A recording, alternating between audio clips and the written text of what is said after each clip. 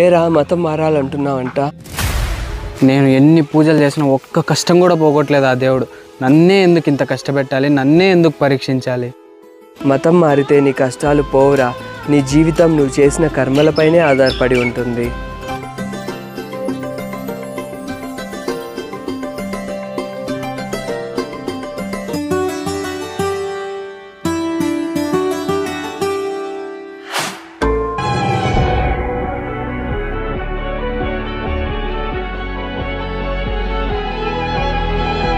ఏరా ఏమైందిరా? రేటు పడిపోయిందిరా, పంటలో 10 లక్షలు నష్టం వచ్చిందిరా. మతం మారాక నీ కష్టాలన్నీ పోవాలి కదరా.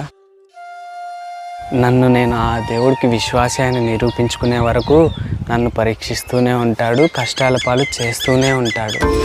అంటే నిరూపించుకోకపోతే మీ దేవుడు నిన్ను గాలికి వదిలేస్తాడారా? నమ్మితే బాగుండాలి, నమ్మకపోతే నాశనం అవ్వాలని ఏ దేవుడు అనుకోడురా. అంటే మతం మారాక కూడా నా కష్టాలు పోవారా? మతం మారితే నీ కష్టాలు పోతాయనుకోవడం నీ మూర్ఖత్వం రా. నీ జీవితం నువ్వు చేసిన నీ కర్మపైనే ఆధారపడి ఉంటుందని తెలుసుకో.